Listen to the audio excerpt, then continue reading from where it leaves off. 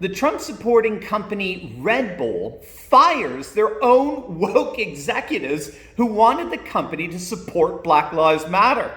In this video, we're going to take a look at the bold move of top Red Bull executives to resist the Great Awokening that so much of our corporatist, globalist companies have embraced. And we're going to get introduced to the Trump-supporting owner who's behind the company's stand against the far left. You're not going to want to miss this. Greetings, everyone. Dr. Steve here with you. Great to be with you as always. I am once again coming to you from beautiful Outer Banks in North Carolina. I'm here with my family for the week. We're having a wonderful time, but I am absolutely determined to still upload videos for all of you where we analyze current events, analyze some super awesome conservative trends, so that you can live in the present in light of even better things to come. So you know what you do. If you haven't already done so, make sure to smack that bell and subscribe button.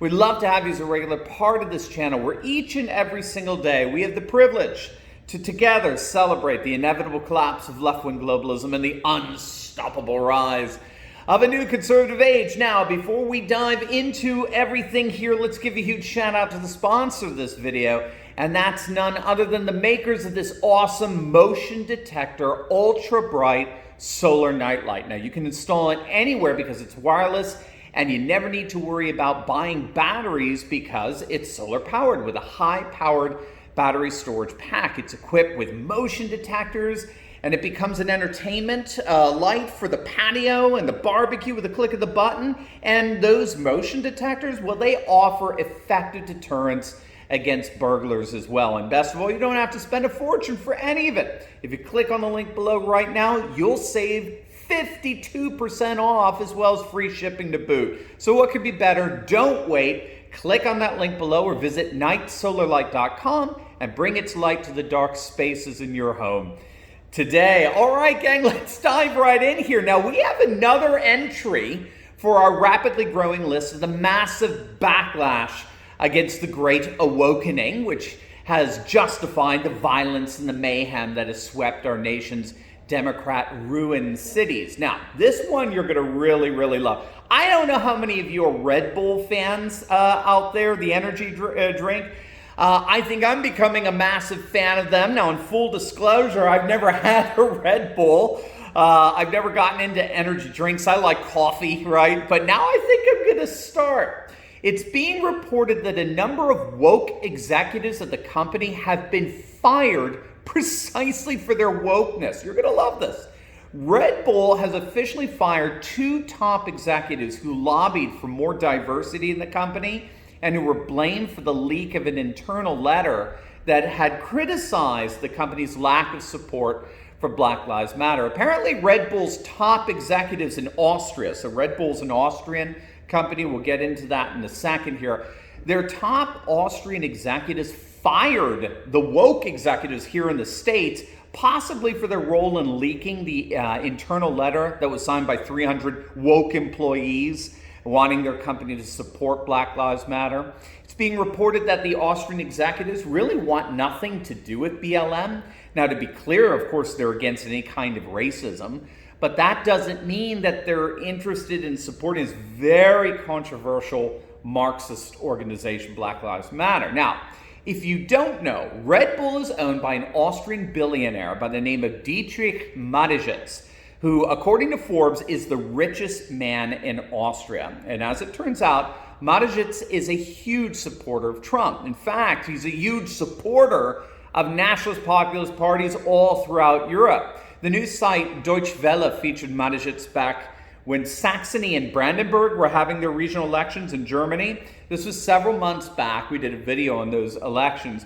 But the Nationalist Populist Alternative for Deutschland, okay, this is the Alternative for Germany, Nationalist Populist Party there. They had their best showing ever in those elections. In Saxony, the AfD got 30% of the vote, 28% to be exact. And in Brandenburg, the AfD got 24% of the vote. The AfD is a very, very popular party in Eastern Germany. Well, one of the major supporters of the AfD is indeed Dietrich Madison. Deutsche Welle reports that in a 2017 interview, Madison strongly criticized both the German and the Austrian governments for their open borders policies during the 2015 refugee crisis. He noted that none of the people that shout, "Refugees welcome," or "We can do it," which was a direct quote from German Chancellor Angela Merkel back then when all this was going on, none of them were preparing their own guest rooms to accommodate the refugees, and of course they didn't. The political class never did. Immigration doesn't affect our political class, except of course when it comes to getting them cheap votes as well as cheap labor. And so Madison is a huge critic of what he calls the international elites, as well as the plague of political correctness. So obviously he's a huge fan of Europe's nationalist populist parties. And ironically, it's been pointed out, we've talked about this before, but it's been pointed out by scholars that political correctness actually fuels the rise of nationalist populist parties. So the University of London scholar Eric Kaufman has made this argument. Globalist parties, either on the center left or the center right, it doesn't matter. Globalist parties refuse to deal with the issues of immigration. Whenever they're confronted with the demand by their population to secure their nation's borders, the center left and the center right globalist parties, right, the neo-libs and the neo-coms, they always respond with politically correct accusations. They respond by accusing their populace of being racism and bigotry, racist, bigoted, xenophobic. That's how Macron tried to handle the surge in nationalist populism in France with the rise of the Yellow Vest protesters. He originally labeled them really as nothing more than a bunch of anti-Semitic bigots. And here's the key. Here's where I think Kaufman, the scholar from the University of London, is so good. Because both the center-left and center-right, because of their shared commitment to globalism and progressive-inspired human rights, because both the center-left and the center-right reject the concerns of particularly European citizens over unfettered immigration, that has opened up the opportunity for bootleggers to come in, okay? We've talked about this before, right? You know what a bootlegger is. So you make alcohol illegal, but if people want to drink, where are they going to go to get their booze?